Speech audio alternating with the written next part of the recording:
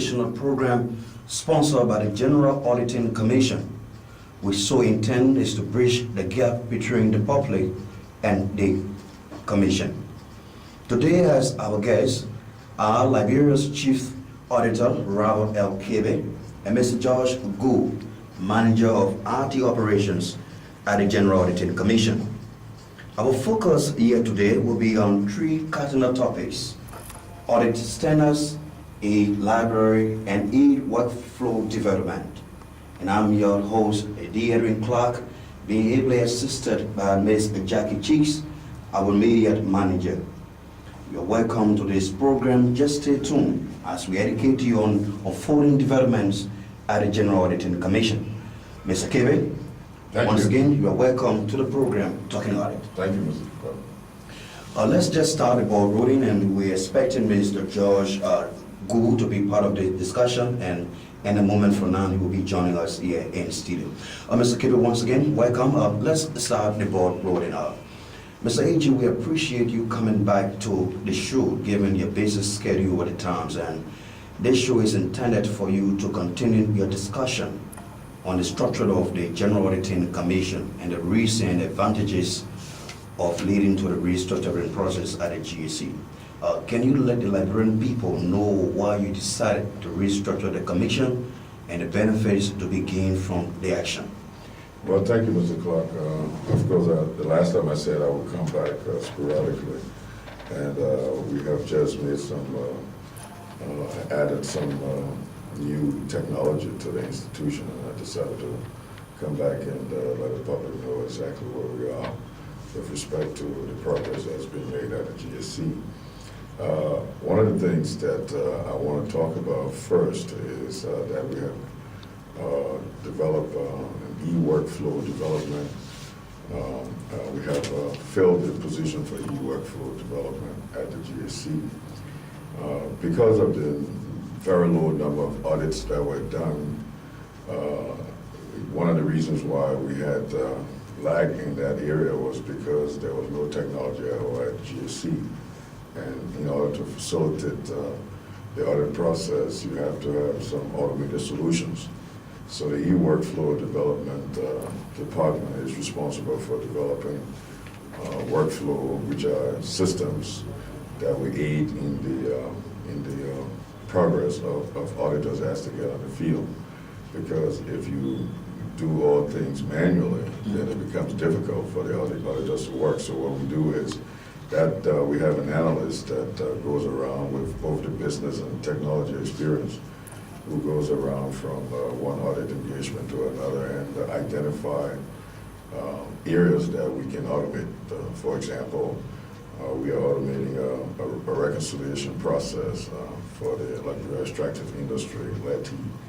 And that's a very mundane process simply because you're just comparing numbers from forms that are filled out at 4 different sources.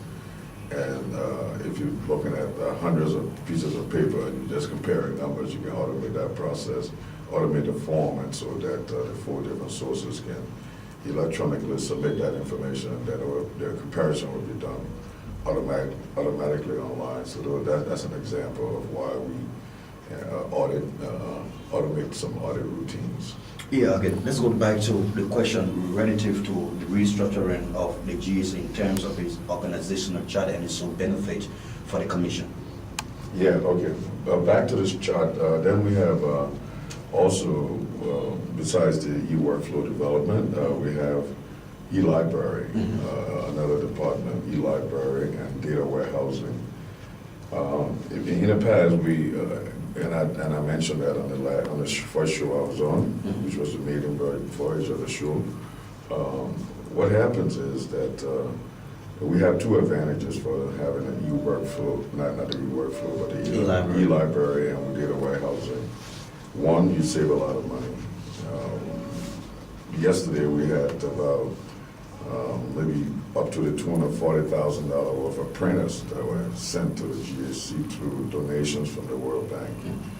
And that was intended, it was a plan, it was intended to to print out reports and, thousands and thousands of paper, utilizing a lot of ink. You know how expensive printer ink is, especially color and so on. But what we try to do is to make that institution as paperless as possible. So what we'll do with the data warehousing folks is that they'll be responsible for archiving all of the audit reports, audit working papers, policies and procedures related to the entity, and making everything electronic, and even the submission of audit report to the auditee as well as to the PSC committee in both the House and the Senate will be done electronically. We're given the means of doing that. So depending on whether it goes to the auditee or goes to the PSC, the access rights that will be granted to those user types will be directed to exactly where in the library or in the warehouse they can obtain that information.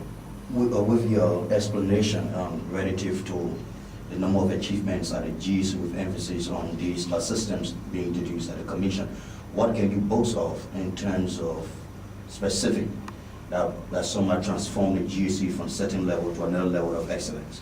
Well, we can boast in all areas, actually, all the way from the standards that we have developed and adopted, InterSci standards, to the implementation of those standards, and to the development and inclusion of engagement management as a department across the board to manage all audit engagements and the deliverables from one phase of the engagement to the next. So the engagement management team is like a project management team that manages the engagement from the inception all the way to the issuance of the report.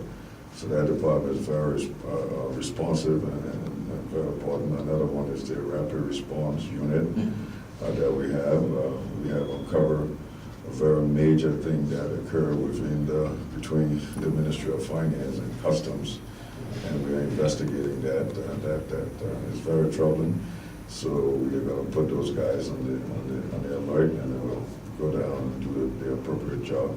So they are another group, and then the standard setting group, the audit standards group. The standards group is responsible for standardizing the activities across the institution, depending on which institution you're talking about, whether it is government, it is autonomous HSA, it is enterprise audits or whatever, but in the accounting profession we use standards. Okay. And they're responsible for ensuring that we have the appropriate level of standards. Okay, thank you very much. Mr. A.G., the topics being discussed today, we have what we call the audit standards. For the listening audience to know, can you discuss the standards being implemented by the GEC? Yeah, seeing even the accounting students have problems with this, and it's not common for people to have problems understanding what standards are. We have two types of standards with respect to the work we do. We have the accounting standards and we have the auditing standards. The accounting standards, by law, are supposed to be the responsibility of the Ministry of Finance, because the Ministry of Finance is responsible for consolidating all of the financial statements that come from the different government entities and roll up into the consolidated financial statement. So if you have people doing different standards, using different standards for accounting purposes, it will be difficult for the Ministry of Finance to have a consolidated financial statement simply because you'll be comparing apple and oranges.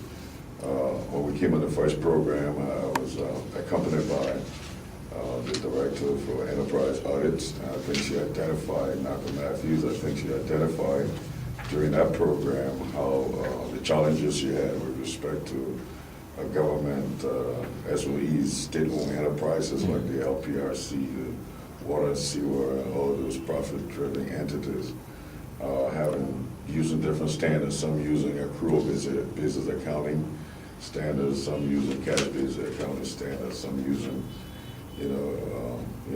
modify accrual basis and so on. So basically, the standards are supposed to be harmonized from a finance standpoint. That's the accounting standards.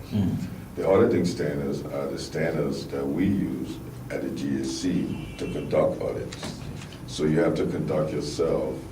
We have 3 different types of standards in the auditing arena. We have the general standards. That's the OR standard. For auditing. Yeah, okay. We have the general standards.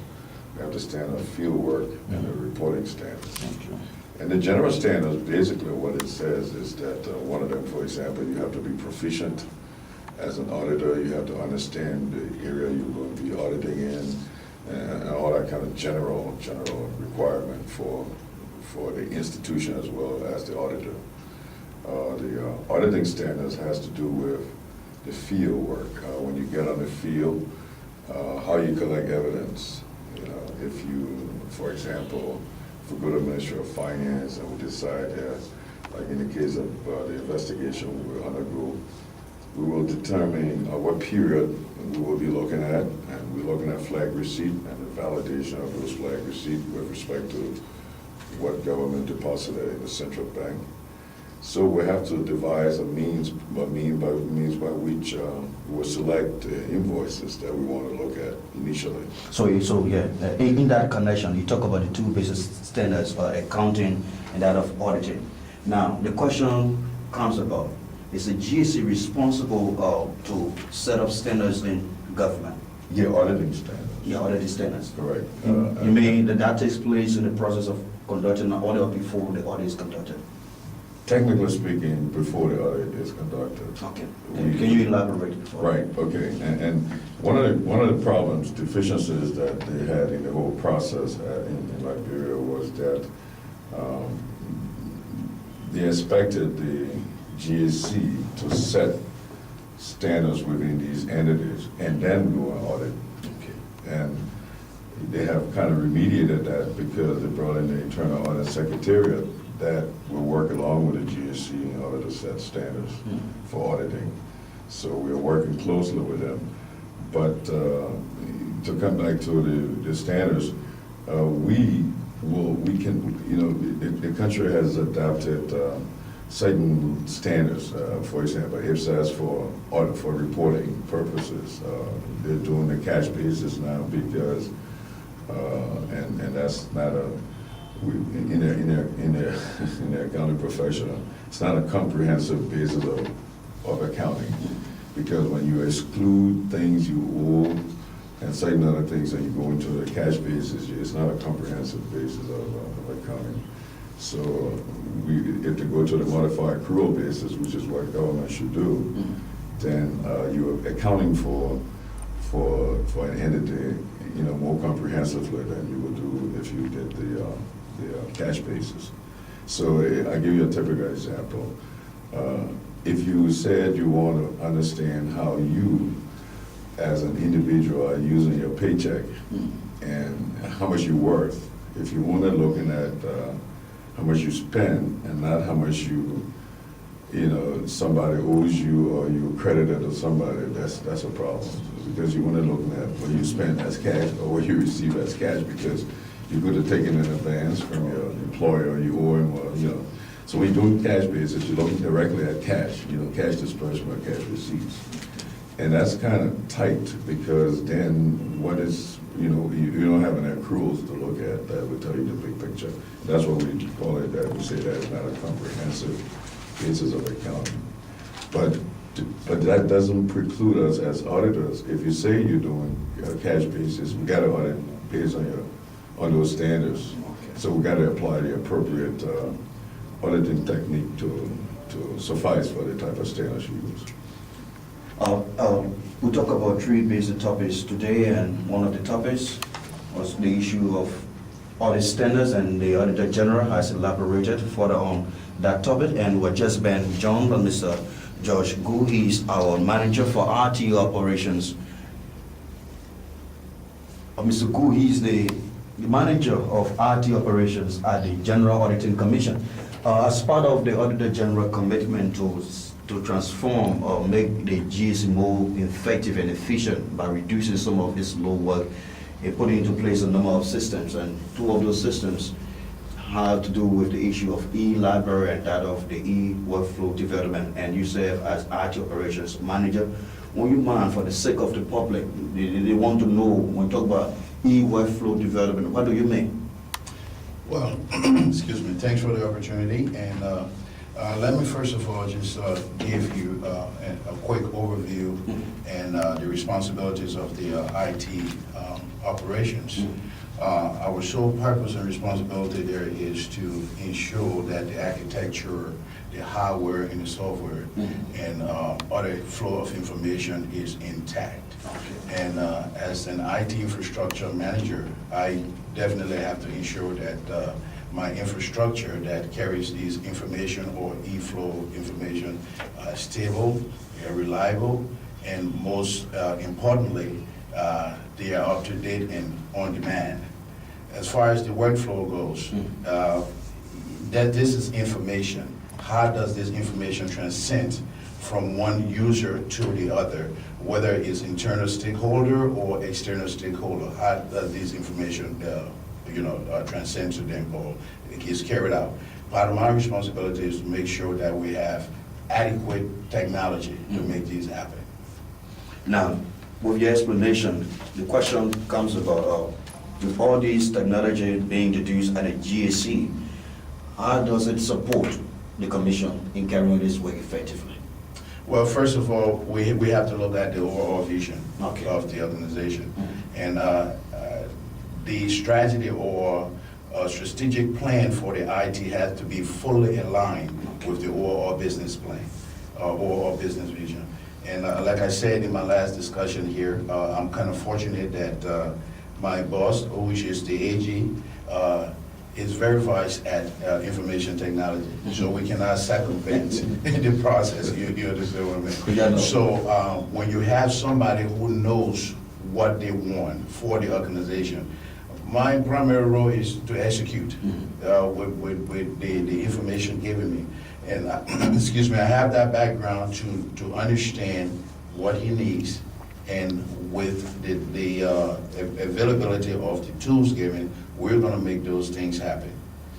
Currently, what I'm putting in place is to make sure, again, we have a reliable backbone.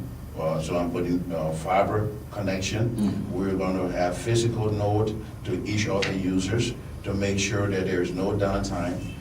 We also have... When you talk about downtime, what do you mean? Downtime is when a user is not online, simply put. Okay, we're talking about information technology.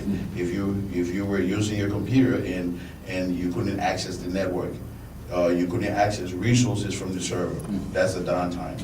Okay, and we don't want that to happen. And in order to suffice for that, we are putting in a redundancy plan so that if one backbone is down, we have the other, to suffice for the downtime. Yeah, we learned that the local area network construction project is being on the way. What's the status of that project, and how does it somehow support the two systems that you talk about, the e-library and that of the e-workflow development? Well, it's going pretty good. It's going pretty good. Right now, we're in the process of soliciting funds, which probably we already have, but make sure we secure those fundings to get the material necessary to put that infrastructure in place. Design has already been done. And how does it support the e-library? How does it support the e-workflow? Again, we have a data room, and the network is going to be fully a server-based network where all of your resources are contained on the server. And we're going to have workstations out there that will go and get information from the server. Okay? So how does it support that? Basically, we are going to tie all of the systems together, make it readily available again to the users so that we do not have any lapse in our operation. We do not cause information to get lost. And in addition to that, we are also putting in very stringent security in place.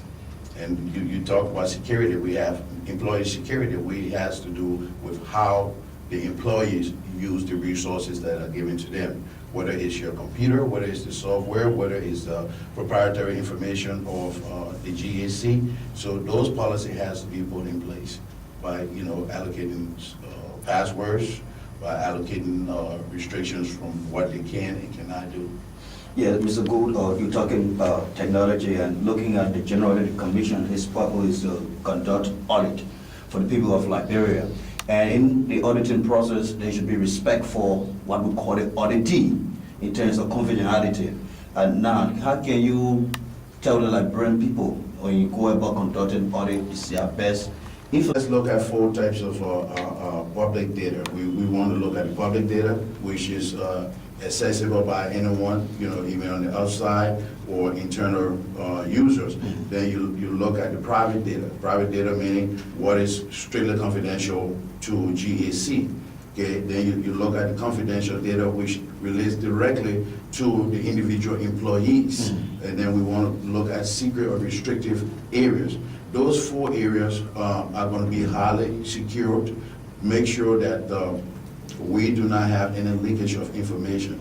And part of what we are putting in place is to make sure that every piece of equipment, that is laptop or desktop, that is used by either our internal auditors or external auditors when they are out in the field, they are protected so that they won't record any information on that. We are disabling all of those storage devices. And I don't want to give too much out there, so people don't circumvent that. Okay. But just to briefly answer your question, yes, we're making sure that GAC's information and all data are well secured from any intrusion. I've gotten a clearer understanding of the e-workflow, but please elaborate on e-library, how it is used, especially to benefit the audit process. Well, e-library, let's take a look at it. We're trying to go green globally, okay? We're trying to go green, so we're trying to get away from papers. From manual. And manual, transformation of things. So e-library is going to be a collaboration of information references as it relates to auditing, as it relates to any of the other departments, including the IT department. So where employees or outsiders that have access to those things can go onto your e-library and just look for information. We're all having to go and shuffle through papers. So basically, we're trying to go green. So is it going to be restricted, or just anybody can have access to it? Oh, it's going to be restricted. It's going to be restricted in part. Like I said, we talk about private data, we talk about public data. Those areas that are of public concern, yes, they're going to be public. But if there's private data, yes, it's going to be fully restricted. Let's look at the issue of the full data that you named. Let's look at the issue of the restricted and secret data. You elaborate a little bit. We're talking about secretive. Yeah. That is strictly. That means it restricted to a particular person. Like for example, you're serving as manager for the IT operations. So in case of being restricted, the only person have access to that, or other people within the department, or the AG and the deputy AG, or so forth. Oh, yes. It can go either way. It can be departmental. Okay. It can be individual. Okay. Based on what? There are things Yeah. that the AG, data that the AG has, that nobody needs to know. Okay. You understand? It may be between him and his direct reports. Being in IT, I don't even have to know that. So that is a secret. Okay? So the fear of it being disseminated into the wrong hands or into the wrong ears is highly, possible. So we want to make sure that it's, protected. Okay, let's just really go to the AG on that. And with these systems being put into place, I'm serving as a devil advocate. The public now wondering that this man bringing all these systems and trying to control or hide information from the public. How can you justify the intent of these systems at the GAC in terms of of managing information, controlling information, and disseminating information? Well, in fact, let's step back one step further. Let me start first by explaining what automation is. Okay. Automation is a phenomenon that is kind of misunderstood out there. Every business entity has policies and procedures. All we're doing, when you hear the terminology of workflow and automation and all of this, is taking those policies and procedures that you have out of there and making them done through the computer. So if I told you that I'm supposed to be approved, for example, if I told you that my assistant is supposed to approve all checks, if you went through the manual process, I would have a check and I prepare and give it to my assistant to approve. You have a risk you're taking there because it is a manual process. I could give that check to my assistant and she leave it on her desk, and somebody else could intercept and forge her signature, which has happened over and again. Okay. Now, if we made out a workflow, a simple workflow, you will see a check template on your screen. I will press a button after I complete it, and then it will appear on her screen. Now, well, from a security standpoint, if she doesn't log in to her computer, she cannot get it. She won't be able to have access to it. So, don't be carried away by the term technology, and most people are afraid of technology, but they fail to realize that it is just automating your policies and procedures as much as you can. That's what it is. Okay. And putting better control away. So to go back to the question you asked, Mr. Gould, we have something called segregation of duties in auditing as well as in any other business. And we don't want Mr. Gould to be too intimate with the process, understanding what we do from an application standpoint.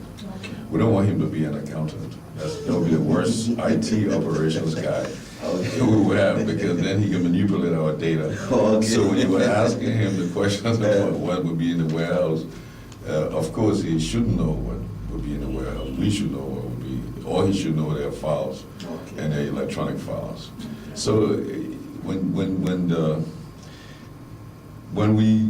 the American Institute of CPAs decided to come up with a credential called CITP, which I was one of the first 250 to get, it was to understand whether CPAs could understood the difference or how to marry computer into the business process. And the last time I was here, I said that that convergence is putting a lot of CPA out of business, because all of the business processes and the file cabinets you used to have no longer exist, but they exist now on the computer. So if you look on the computer, most of the time you see a file cabinet or a folder is represented by the manila folder you have in your hands. And what they're trying to do is to simulate that you haven't changed, except we have made it electronic and safer. So from an IT operations standpoint, if you are the only person who have access to that file cabinet in your office, that's all the file cabinet the IT operations group will give you access to on your computer, because it contains the same information, except it's in electronic format. And they are very important.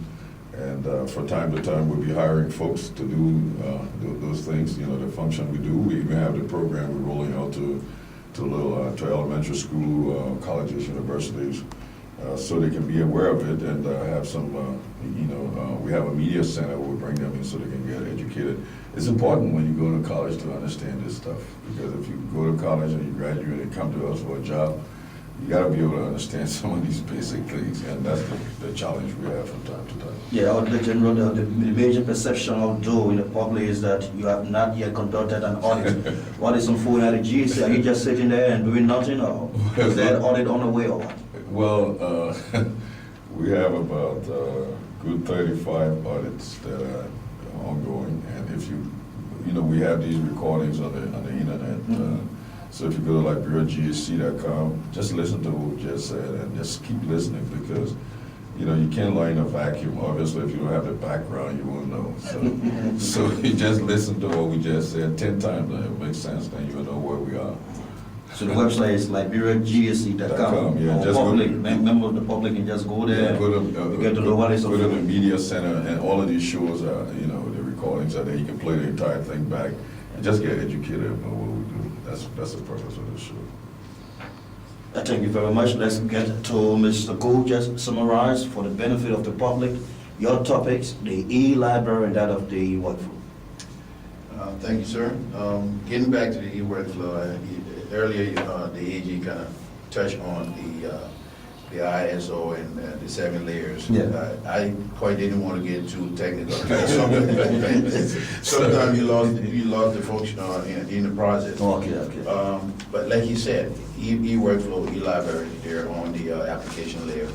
And part of my responsibility is to make sure that the physical layer is well intact to support these 2 applications. We don't want to dive into the 7 other layers. That's, you know, we can discuss that at another time. But overall, what we were trying to achieve here is to make sure that there are changes in place. And these changes must affect everybody in a positive way. Not The fast dubbing. There you go. Okay, thank you very much. He is Mr. Henry Gould. He is our Manager for IT Operations at the General Auditing Commission. He has been my guest along with Liberia's Chief Auditor, Honorable Robert L. Kebe. He has also been our guest on the program Talking Audit, 1-hour production sponsored by the General Auditing Commission. We so intended to educate the public on what is unfolding at the Commission. I've been your host, Edwin Clark, being assisted by Ms. Jacqueline Cheeks, and our photographer and cameraman in the GSC has been here also, Mr. Ronald Campbell, taking photos and doing his work. Have a very pleasant day. Join us on Friday for a brand new edition of the program, Talking Audit. Goodbye.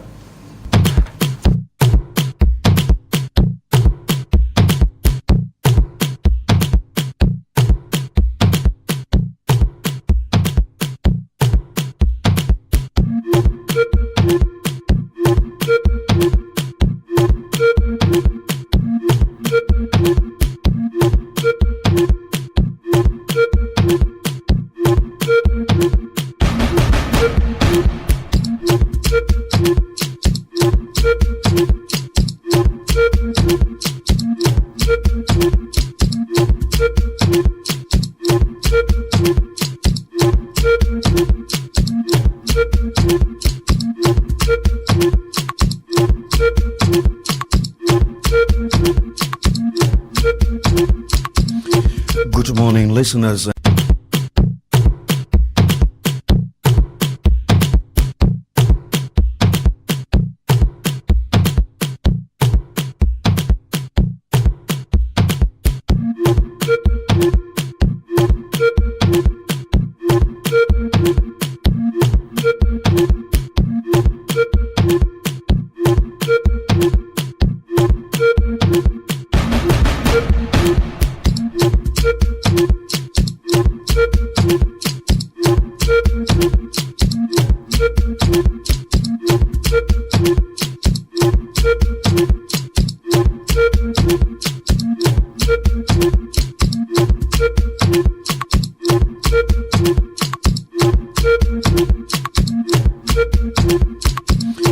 Good morning, listeners.